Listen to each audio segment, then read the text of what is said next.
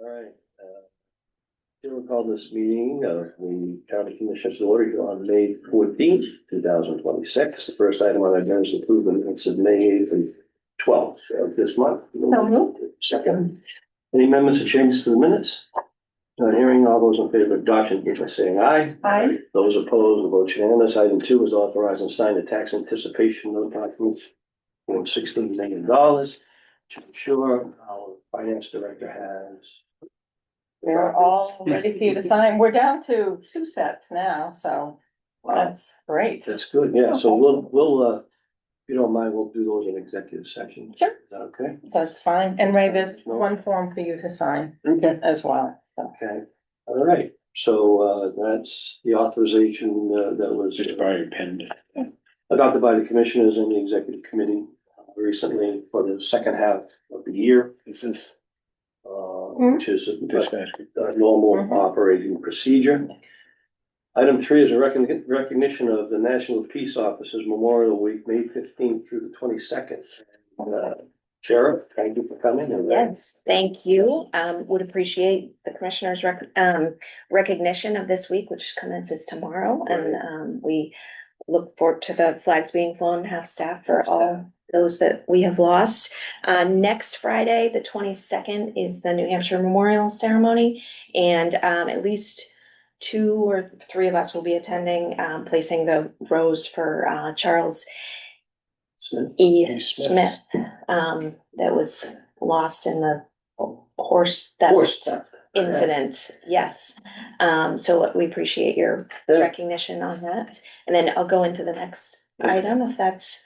Well, it's an important date in the time. I know my brother attended the Memorial of Washington and then many years ago when he was a police officer. He was sent down by Dover. Recognize our police and those peace officers across the country who were killed in the line of duty. It's and I just want to share with you quickly an interesting story. When my brother was down there, there was like a 5 or 6 year old little boy there that his father was shot and killed. I'm trying to remember if it was in Cleveland or in Chicago. It was one of those. This is many, many years ago. And the little boy came up to my brother and says, Did you know my dad? The little 6-year-old. And my brother just looked at this kid and said, well, I didn't know him, but he was a hero. About my brother was talking to him about it. It's so sad. And a young kid like that say that to my brother. So anyway, thought I'd share that quick story with you. There's a million more like it. And the New Hampshire ceremony is especially poignant, where the families are escorted up and place the rose, and there's quite a few that have been lost just over the course of our careers that their families are present, and it's a nice ceremony. Yeah, it is. And Charles Smith, if I remember, he's buried over on Route 202, right? In Barrington. Barrington, right? That cemetery. Yes. I remember going out there with Julie Brown many years ago. Remember, Ray? Yes, sir, I do. With Representative Julie Brown from Rochester. And, named this section of the road after. Yeah, that section of the road. Yeah. So we appreciate you and your department joining us this morning in recognition. So, Chair will entertain a motion to recognize National Peace Officer Memorial Week. Seconded. Any further discussion regarding that? All those in favor of adoption of that recognition, indicate by saying aye. Those opposed, that vote is unanimous. And also a motion to recognize the Charles E. Smith Memorial Award and appreciate the sheriff and her department attending that memorial recognition next week. So on that, so we do, the tradition of the sheriff's office is to present that award to 2 members of our office. Yep. And so all the employees vote on who they believe deserves the award, which is really nice. So our recipient this year is Deputy Taylor Griffin, and our civilian award under this goes to Dispatch Supervisor Alexandra Pelletier. So we're very proud of both of them, and both very worthy recipients. Congratulations. So why don't we, make arrangements, Sheriff, to have them come up and we'll get a photo taken with Yeah, them. so nice. Yes, Yeah, can we do that? yes. Maybe at the next meeting? Or the meeting after, whatever's, whatever works out for them. Great. Yeah, I would appreciate that, Great. It'd be nice to have a photo for them. To do it in front of the seal. Yeah. Inside the office. Good, thank you. Okay. All right, okay. Any other comments regarding items 3 and 4? Not hearing any, we'll go on to item 5, which is the hands-only CPR training. Okay? Are you gonna get sick of hearing from me? This. No. So the executive counselor, John Stephen, Yeah, he had a heart incident in the fall, right, where bystanders were able to, perform CPR and resuscitate him. He ended up in, the hospital for quite a while, but now has made a full recovery. So the executive counselors have joined together with this, to do a CPR challenge across the districts. And so next week, in addition to, law enforcement, Peace Officer Memorial Week is also EMS week. So for EMS week, they've asked places across the state to host CPR trainings. And this is more a simplistic but effective training that it only takes about 15 minutes as opposed to the trainings that law enforcement and EMS does, which is much more rigorous. But this is brief enough and less physically taxing. So this would, the goal is to get as many people across the state knowing how to do this hands-only CPR, which is, so no mouth to mouth, just really keeping the person going until the professionals can arrive. So we are hosting 2 of those sessions next week, and anyone that's interested, we would love to have here. Justin will be instructing it, and there's a website where you can sign up, and it, like I said, 15-minute, it's really geared towards anyone and everyone to be able to know the basics of CPR and potentially save someone's life. So we're excited to be hosting those and encourage people to attend. I'm hopeful that the 3 county commissions, I know it wasn't already trained, it wasn't Sean, but I never had the training, so I wanna go. Yeah. We're gonna go. Thank you. Yeah, so we'll get the dates from Justin or do Janet or something, so we can set up a time. Next Wednesday and Thursday Next after. Wednesday and Thursday, and after what time? 1 o'clock. Catherine, will you be sending out, can be emailed? Portchester Cafe? I can do that. It would, yeah. Like, I mean, I get a lot of information. Yeah. So email him. Thank you. Yeah. That gives me some specific taken care of. Thank you. Okay, so if this is at 1 o'clock, next Thursday. Wednesday and Wednesday Thursday, and 1 Thursday. o'clock. Mhm. Why don't we send out, Raymond, why don't we send out an email to all? The sheriff is gonna do that. Yeah. All county employees. Yep. And what we'll do is we'll adjust our meeting time next week. I'll work with you on that, and we'll be like 2 colleagues, and we'll adjust our commissioners meeting around that so we can be there. Thank you. Great. Okay, that would be great.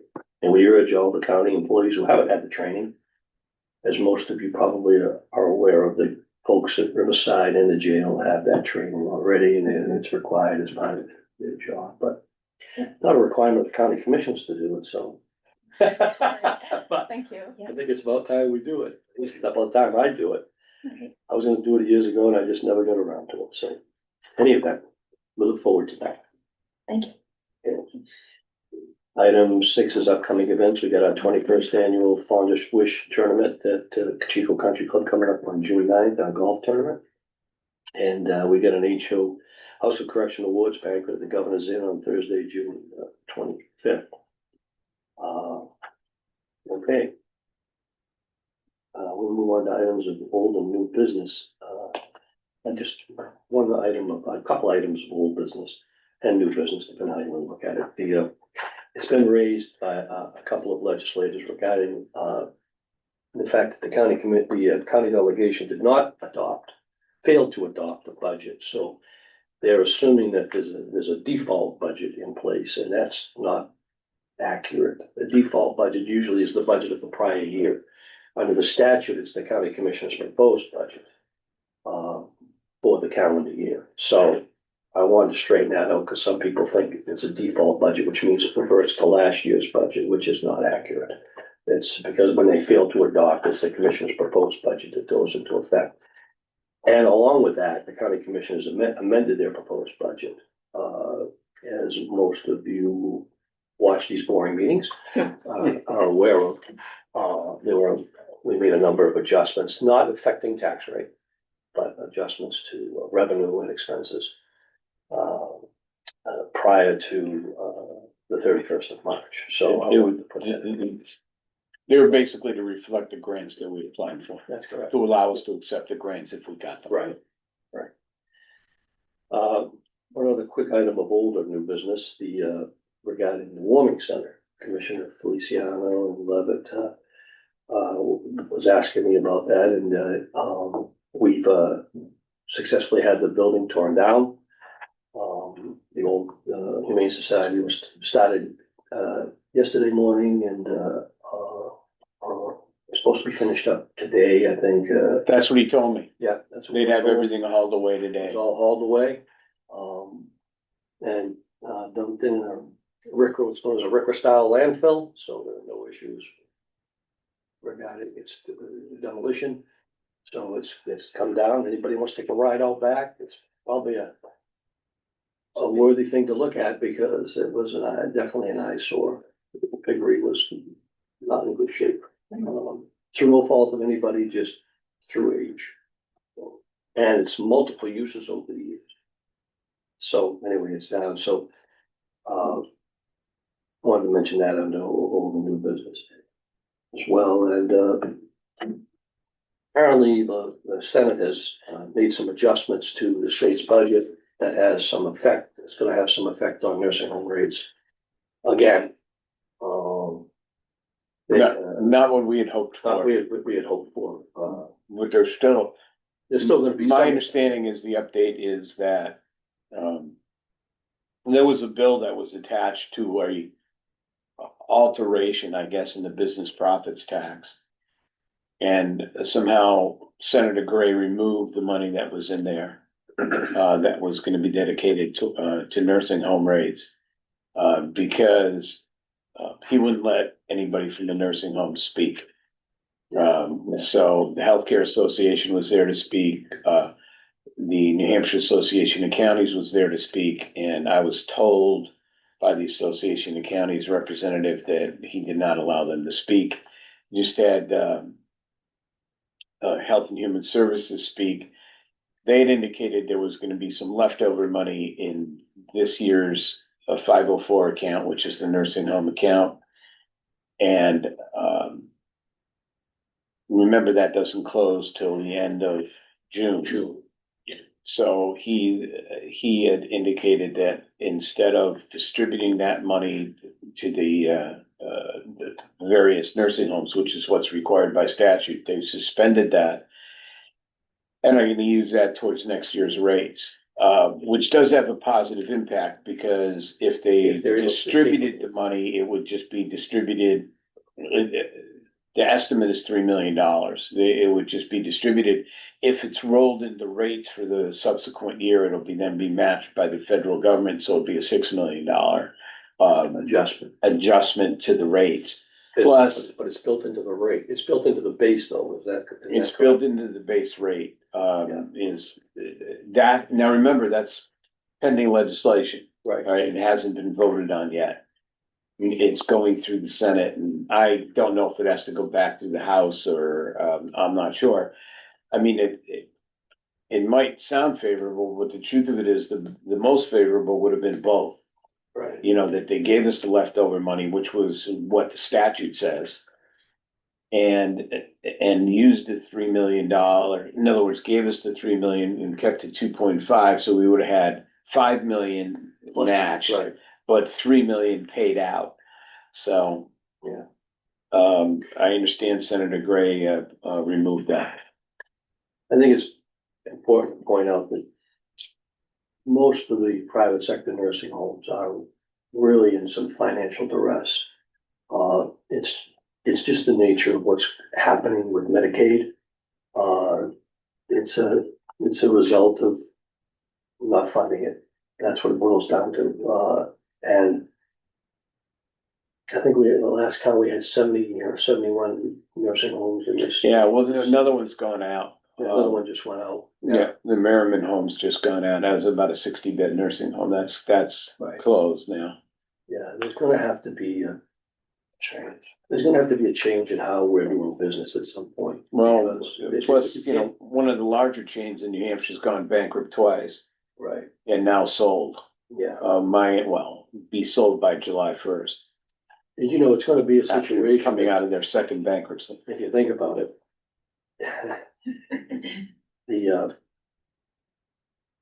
The larger, bigger chains like the old Genesis Corporation that we had years back, and it still exists, but I don't know if they've morphed into another thing, but it's almost like what's happened with oil companies. We used to have 30 or 40 oil companies, we're down to 3. You might see this, I think you're gonna see this happening with Medicaid and nursing home care for elders. You're gonna have these massive national chains that are gonna have to take over in order to absorb the cost. It really isn't much different than what's happened with Hyder. It's a similar dynamic. And I think you're gonna see that now. I'm speculating on my part, but given the fact that we're at 30% budget neutrality factor rate probably right now, or even Yeah. 32. You're right about Thinking, right? 30, 32, 34%. But people don't understand that. What that means is that the government's not funding Medicaid. We're at 32 or 34% in a reduction from the state participation in the Medicaid program. And they're relying on the counties to make up that difference. That's what it boils down to. And as we're all aware, we got a bill of $500,000, a couple of days before we produced our budget. Like my colleagues will recall that, and we didn't have time to respond to it. These types of actions in New Hampshire are going to continue. And so it's going to take some strong leadership out of the governor's office at some point to determine how we're going to continue to do business with present law. It's just the nature of the beast. And hopefully Strafford County and many other counties recognize that, and we'll try to get out in front of them in some form or manner moving forward, because you continue to rely on the property tax solely to support the non-federal share of Medicaid is troublesome at best. The question is, where's the money going to come from? They just assume continue to use the property tax, but that clear. And as most of you know, most of our budget, the majority of our budget is dependent upon revenue. And when you don't get the revenue, got issues. We're not allowed to deficit spend, so things have got to go. Something's got to give at some point. Hopefully, we're on the right track right now. We'll be able to have a break-even situation by the end of the year, which would be nice. Have a good deal. So, any other old and new business, Mr. Bow, we have to deal with? No, sir. Any questions or comments from the public regarding the agenda? She's gone. Okay, not hearing any, then the chair will move, item number 9, which is to move into non-public session for the purpose of discussing personnel issues and contract negotiation. So move seconded. Just one, well, I'm sorry, one other item. You'd mentioned earlier about, let's call it a default budget, but I mean, it's not in the traditional sense of the word, but it is in statute. Correct. I was trying to find the statute is quickly, yeah, for the purposes of the meeting, but it is in statute that clearly says The commissioner's proposal. commissioner's proposed budget goes into effect. Right. Yeah. So I wanted to clear that up because publicly, because there's been some questions regarding that. And unlike Congress in the last 20 years has passed what's known as continuing resolutions, they've never passed a budget at the federal level. Congress has never ever met its obligation in the last two decades. They passed what's known as a continuing resolution, which gives the executive branch a tremendous amount of power. That's why President Trump's able to do what he's doing, and prior presidents as well. They're able to move money around, do whatever they want, because of the failure of Congress to act. But a continuing resolution is different than the statute in New Hampshire for county, in our particular case. It says that the commission's proposed budget goes into it, so. Okay, with that said, I had a motion to move in a non-public session. It's been seconded. A roll call, Commissioner Feliciano. Commissioner Levin, myself, yes, okay, the commission will retire now to non-public session. Thank you, everyone. Thank you so Thank you. much. Let's get that arrangement for that, for those Yeah. folks in the department. Yes.